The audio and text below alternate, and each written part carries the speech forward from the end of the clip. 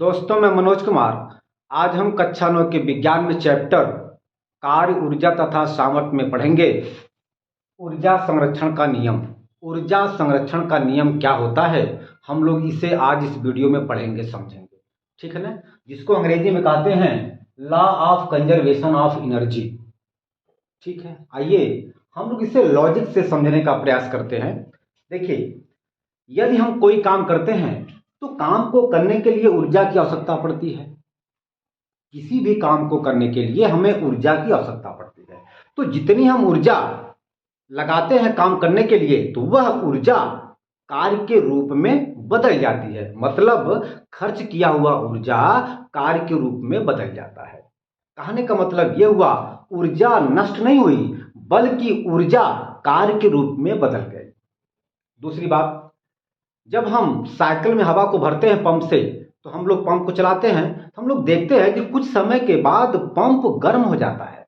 मतलब क्या हुआ कि हमने पंप को चलाने के लिए जो ऊर्जा लगाई है, अब वह ऊर्जा ऊष्मा के रूप में बदल गई।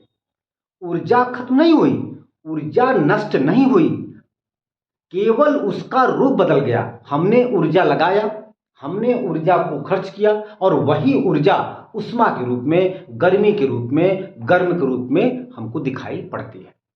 मतलब मेरा कहने का मतलब ये हुआ कि ऊर्जा नष्ट नहीं होती है और हम लोग ऊर्जा को उत्पन्न नहीं कर सकते हैं।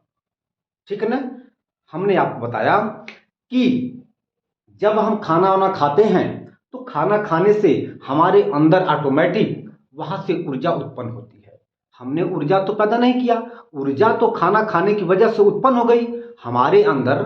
जब हमने भोजन लिया, तो भोजन को लेने के बाद भोजन से हमारे अंदर भोजन से ऊर्जा बन जाती है। हम खुद उसको उत्पन्न नहीं कर पाते हैं, उसको हम ऊर्जा को खुद हम लोग पैदा नहीं कर सकते, उत्पन्न नहीं कर सकते।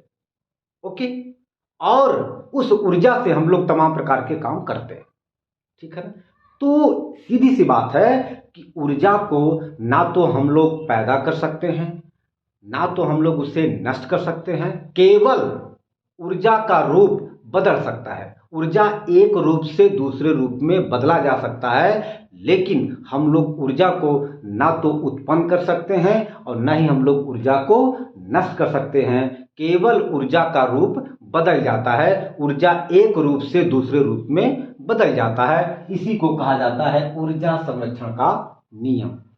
ठीक है ना, हमने आपको, शायद आपको ध्यान होगा, हमने आपको बताया था कि किसी भी काम को करने के लिए जो खर्च ऊर्जा होती है, खर्च ऊर्जा यह किए गए कार्य के बराबर होता है। ठीक है ना, खर्च ऊर्जा किए गए कार्य के बराबर होता है। ठीक है ना, ऊर्जा देखिए, यहां पर ऊर्जा का रूप कार्य के रूप में बदल गया, या कार्य का रूप ऊर्जा के रूप में बदल जाता है। लेकिन ऊर्जा खर्च नहीं होती है, ऊर्जा नष्ट नहीं होती है। ओके, मेरी बात आई समझ में? तो हम लोग एक लाइन में लिखेंगे कि ऊर्जा को ना तो उत्पन्न किया जा सकता है और ना ही उसे नष्ट किया जा सकता है। केवल ऊर्जा के एक रूप को दूसरे रूप में बदला जा सकता है। इसी को कहा जाता है ऊर्जा संरक्षण का नियम। ओके, कोई दिक्कत? चलिए, अब हम इसे एक लाइन में लिखेंगे। यहां पर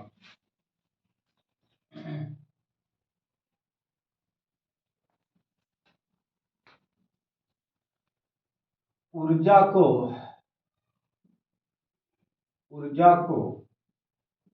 ना तो उत्पन्न किया जा सकता है, ना तो ऊर्जा को ना तो उत्पन्न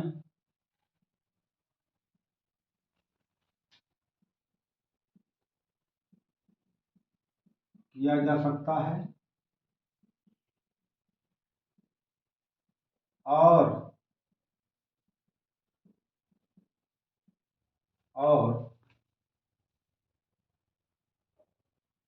ना ही नष्ट किया जा सकता है, नष्ट किया जा सकता है। केवल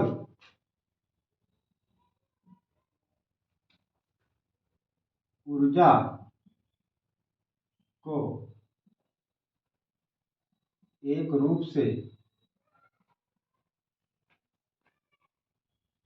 दूसरे रूप में परिवर्तित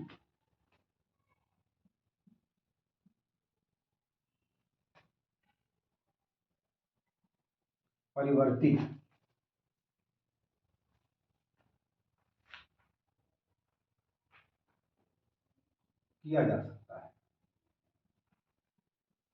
किया जा सकता है।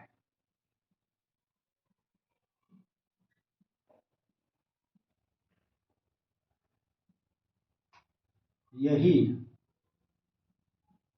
यही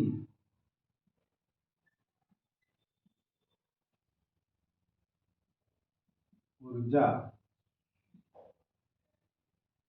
संरक्षण का नियम है। ओके, मेरी बात आई समझ में? आप इसको नोट करिए, फिर हम देखते हैं।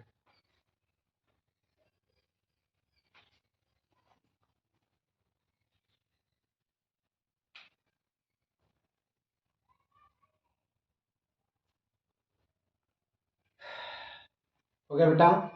तो ठीक है, आज हम अपने वीडियो को यहीं पर अंत करते हैं। अब हम अगले वीडियो में जो भी टॉपिक होगा उसको हम लोग पढ़ेंगे।